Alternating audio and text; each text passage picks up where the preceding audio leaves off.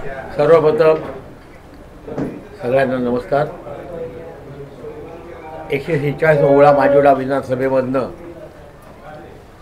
शिवसेना उद्धव बाळासाहेब ठाकरे यांच्या आशीर्वादाने मी महाविकास आघाडीचा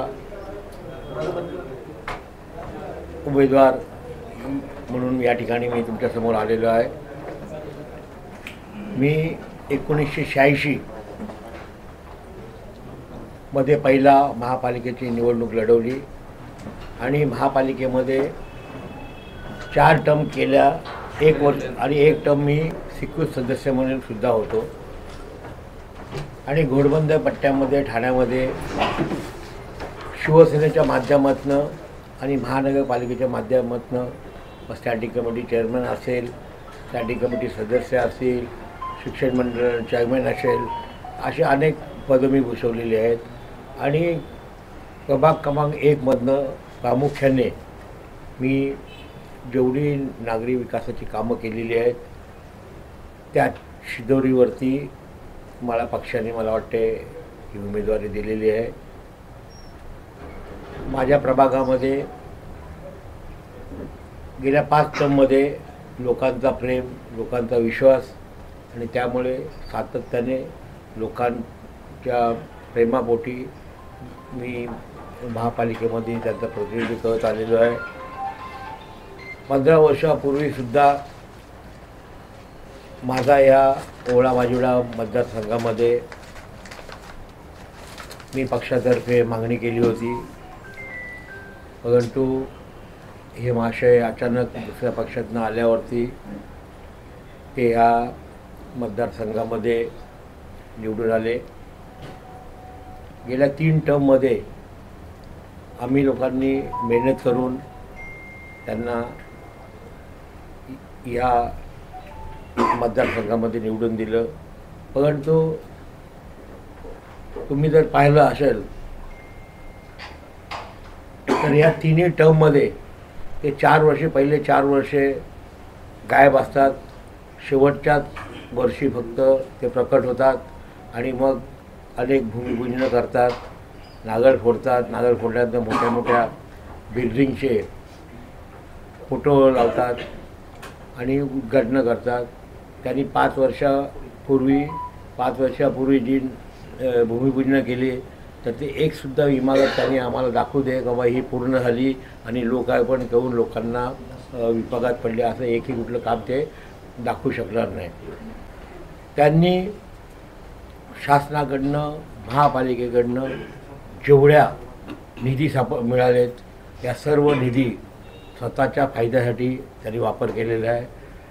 त्यांचं ज्या ठिकाणी त्यांचा कॉम्प्लेक्स असेल, ज्या ठिकाणी त्यांची जागा असेल त्या ठिकाणी तिकडचे रस्ते असू दे किंवा तिकडचे नागरी सुविधा, दुसरी अन्य कामं असतील ती त्यांनी केलेली आहे. महापालिकेच्या वास्तू या सगळ्या आपल्या आईच्या नावावरती, आपल्या वडिलांच्या नावावरती, वास्तविक आपण कुठल्याही वास्तूला नाव देताना जेव्हा ते माणसं हयात नसतात त्यांच्या नावाने आपण नावं देत असतो. पण आणि महासभेमध्ये कुठल्याही वास्तूला आपण नाव देतो तेव्हा महासभेमध्ये आपण ठराव करतो, सर्वांच्या संमतीने आपण नामकरण करतो. पण इथे नारळ फोडतानाच ह्यांनी नाव दिलेलं असतं, हे खरं चुकीचं आहे. आज आमच्या आगरी समाजाच्या एवढ्या जागा त्यांनी लाटलेल्या आहेत, म्हणजे जे 50-50, 100-100 वर्षापूर्वीचे कुल आहेत ते कुलाची नावंसुद्धा एका दिवसामध्ये या सरकारने काढून टाकलेली आहेत. कुठल्याही शेतकऱ्यांना नोटीस न देता 7/12वरनं कुलांची नावंच गायब करून टाकलेत. तर असे अनेक प्रकार आमच्या भागामध्ये झालेले आहे. आमच्या भागामध्ये रेतीचे व्यवसाय होते लोकांचे, ते रेतीचे व्यवसाय सगळ्यांचे बंद केले. अनेक लोकांच्या झोपड्या, अनेक लोकांची घरं महापालिकेच्या मार्फत तोडायचं काम केलेलं आहे. आमच्या तिकडे जर तुम्ही पाहिलात तर एकाच्या नावावरती सातबारा असतो, तुमच्या एकाच्या नावावर सातबारा असतो, पण दुसऱ्याच्या नावावरती ताबा असतो. बिल्डर लोक कुठली पण जागा घेताना त्या ज्याची नावावर जागा आहे त्यांच्याबरोबर सेटलमेंट करतात, दोघांना एकत्र बसवतात, टायटलचे पैसे येतात, मग 50-50% करतात, 60-40 करतात, 30-70% एकमेकांशी समोर दोघांना पैसे देऊन ह्या जागा विकल्या जातात. पण हे महाशय फक्त टायटल घेतात आणि महापालिकेच्या माध्यमातून ज्यांची घरं आहेत 50-50 वर्षापासून जी हाती घरं आहेत तीसुद्धा महापालिकेच्या माध्यमातून त्यांच्या कारवाई करून ती तोडतात आणि त्यांना एकही पैसा देत नाही. असे अत्याचार या 10-15 वर्षामध्ये या सगळ्याच आमच्या विभागामध्ये झालेले तुम्हाला पाहायला मिळते.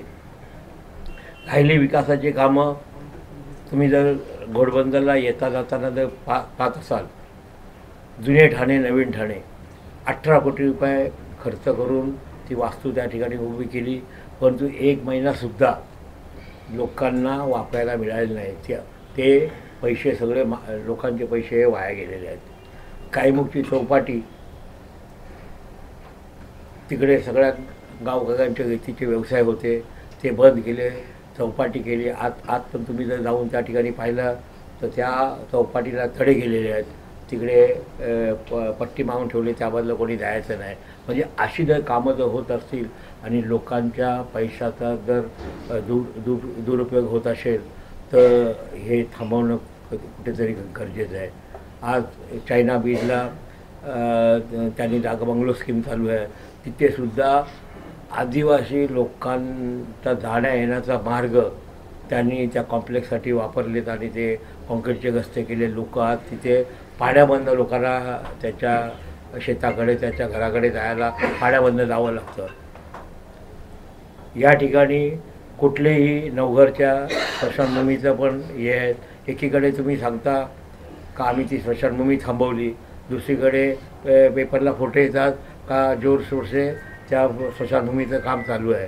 म्हणजे लोकांना फक्त खोटं बोलायचं आणि रेटून बोलायचं एवढंच कामं हे महाशय करतात. आज ह्या गेल्या 5 वर्षामध्ये जवळजवळ वर्षभर ते ईडीच्या भीतीने पळत होते, मतदारसंघामध्ये अजिबात दिसत नव्हते. 2 वर्ष पेंडेमिकमध्ये सुद्धा ते कुठे दिसले नाही.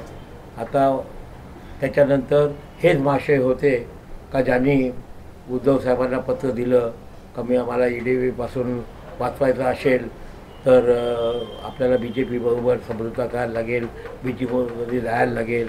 आणि ह्या गोवातीला आणि हे जायचा मार्ग मला वाटते सगळ्यात सुरुवात या आमदारांनी केलेली आहे. त्यामुळे हे सगळे आता तुम्ही जर त्यांचं ॲफिडेविट दिलेलं आहे, त्या ॲफिडेविटमध्ये जर तुम्ही बघाल तर किती टक्क्यांनी त्यांच्या प्रॉपर्टीमध्ये वाढ झालेली आहे. हे लोकांना न समजण्यासारखं असं काही नाही आहे. परंतु आपण लोकांसाठी काय केलं हे सुद्धा जर त्यांनी जर सांगितलं तर बरं होईल.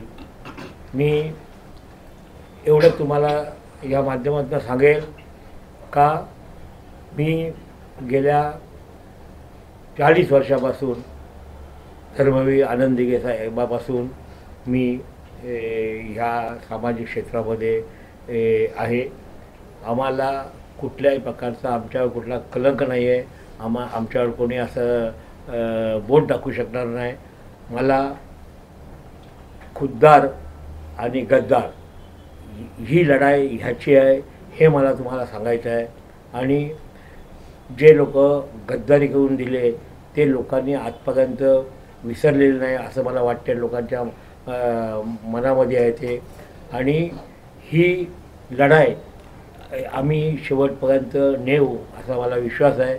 आज तुम्ही जर पाहत असाल तर प्रचार सुरुवात झाल्यापासून आम्हाला सर्व स्तरातनं चांगला प्रतिसाद मिळत आहे.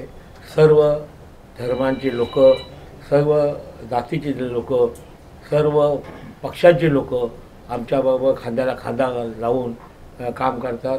आणि जसे जसे दिवस जातात तसं तसं आमचं कॅम्पेनिंग एकदम चांगल्या प्रकारे होत चाललेली आहे.